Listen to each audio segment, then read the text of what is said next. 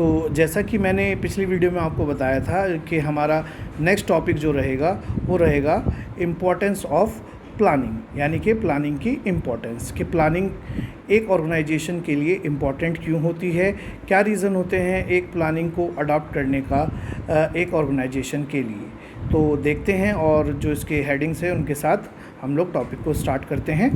तो पहला हेडिंग जो है वो है प्लानिंग प्रोवाइड डायरेक्शन, यानी कि प्लानिंग जो है एक ऑर्गेनाइजेशन को डायरेक्शन प्रोवाइड करने का काम करती है। और वो कैसे करती है, जैसे कि मैंने आपको बताया था कि planning is thinking in advance for predetermined goals. जी, तो इसका मतलब होता है कि प्लानिंग जो है वो प्री डिटरमाइंड गोल्स या ऑब्जेक्टिव्स के लिए की जाती है। तो जो चीज़ हमने पहले से ही सोच रखी है, जिसके बारे में हमने पूरी प्रिपरेशन कर रखी है, तो एक ऑर्गेनाइजेशन उस ऑल्टरनेटिव के साथ ही जाना पसंद करेगी जिससे उसने पहले से ही सेलेक्ट कर रखा है, जिसकी मेरिट्स डीमेरिट्स के बारे में ऑर्गेनाइजेशन ने पहले से ही सोच रखा है। इससे क्या होगा कि एक ऑर्गेनाइजेशन को किसी भी अनसर्टेनिटी जो कि उसने नहीं सोची थी उसका सामना करना नहीं पड़ेगा, और अगर वो अनसर्टेनिटी उस ऑब्जेक्टिव को अचीव करने में फेस करनी भी पड़ती है तो उससे जो रिस्क होगा वो बहुत कम होगा। तो on the basis of this thing we can say that the planning provide direction to the organization, एक ऑर्गेनाइजेशन को डायरेक्शन प्रोवाइड करने का काम करती है।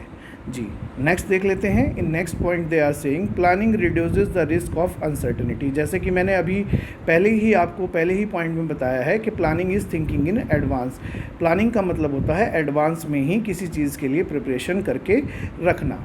तो जब हमने किसी चीज़ के लिए पहले से ही प्रिपरेशन कर रखी है तो उस प्रॉब्लम के आने से जो हमारे पास रिस्क के चांसेस हैं या लॉस के जो चांसेस हैं वो कम हो जाते हैं, and that is because of planning. तो इस तरह से जो प्लानिंग होती है एक ऑर्गेनाइजेशन को लॉसेस से, अनसर्टेनिटीज से होने वाले लॉसेस को रिड्यूस कर देती है और एक ऑर्गेनाइजेशन जो है कम से कम लॉस में अपने टारगेट्स को अचीव कर लेती है with minimum cost and optimum utilization of resources. तो on the basis of these 2 points we can say that the planning is very important for an organization. तो इसके कुछ और भी एग्जाम्पल्स हैं जो मैं आपके सामने डिफाइन कर देता हूँ, इसके कुछ और पॉइंट्स। जी, तो थर्ड पॉइंट है planning reduces overlapping and wasteful activities. Planning जो है ओवरलैपिंग, यानी कि किसी भी एक्टिविटी को दोहराना या उसे 2 बार या 3 बार करना, इसे रिड्यूस करती है। और वेस्टफुल एक्टिविटीज़ यानी कि रिसोर्सेज की वेस्टेज को घटाती है।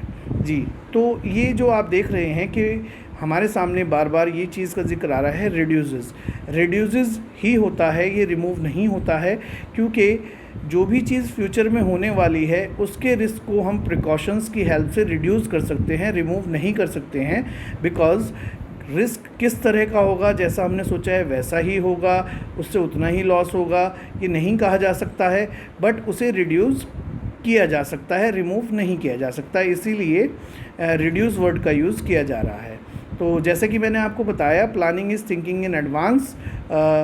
तो इससे क्या होता है कि एडवांस में ही जब किसी चीज़ की प्रिपरेशन कर ली जाती है तो जब भी हमारे सामने उस टारगेट को अचीव करने के समय प्रॉब्लम्स आती हैं तो उन प्रॉब्लम्स से जो होने वाले लॉसेस हैं वो कम होते हैं, रिसोर्सेज का ज़्यादा यूज़ होता है और किसी भी एक्टिविटी का डुप्लीकेशन नहीं होता है।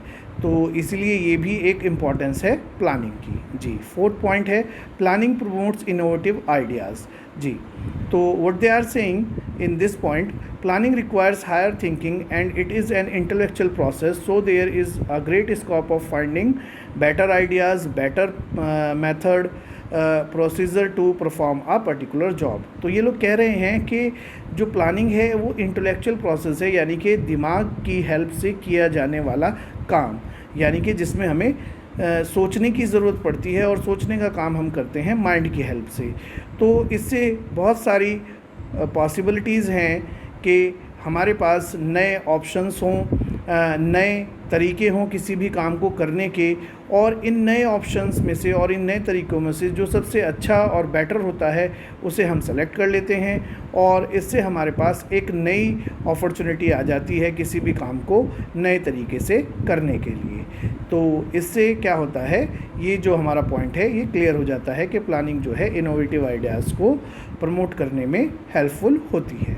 जी, नेक्स्ट है हमारा प्लानिंग फैसिलिटेट डिसीजन मेकिंग। ये पॉइंट्स मैं पहले ही फीचर्स में डिफ़ाइन कर चुका हूँ, ये इसका एक फ़ीचर भी है और एक इसकी इम्पॉर्टेंस भी है कि प्लानिंग जो है डिसीज़न मेकिंग में काम आती है। जैसे कि मैंने आपको बताया था कि बहुत सारे ऑप्शंस में से उन्हें एनालिसिस करके एक बेस्ट ऑप्शन को चुनना प्लानिंग के अंडर आता है। तो जब हम बहुत सारे ऑप्शंस में से किसी एक को चुनते हैं और उससे ही अपने टारगेट्स को अचीव करते हैं, तो इससे ये प्रूव हो जाता है कि प्लानिंग जो है डिसीज़न मेकिंग में काम आती है।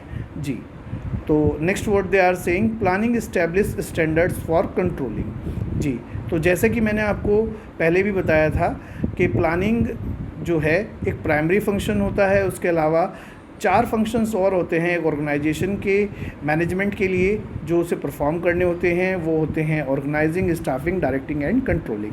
कंट्रोलिंग का काम होता है ऑब्जेक्टिव्स को अचीव करने में आने वाली प्रॉब्लम्स, डेविएशंस को रिमूव करना और एक ऑर्गेनाइजेशन को इस एबल बनाना कि वो अपने टारगेट्स को अचीव कर सके without any problems, without any deviation.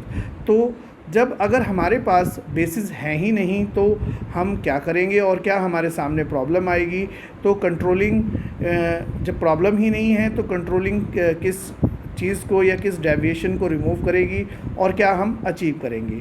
तो इसलिए इस पॉइंट में कहा गया है planning provides standards for controlling, यानी कि प्लानिंग जो है कंट्रोलिंग के लिए बेसिस या बेस बनाती है जिसे आगे चल के कंट्रोलिंग उन बेसिस में आने वाली प्रॉब्लम्स को रिमूव करती है, और with the help of planning we can achieve our objective also. जी, तो इस तरह से मैंने प्लानिंग की जितनी भी इम्पोर्टेंस के पॉइंट थे वो सब आपके सामने डिफ़ाइन कर दिए हैं।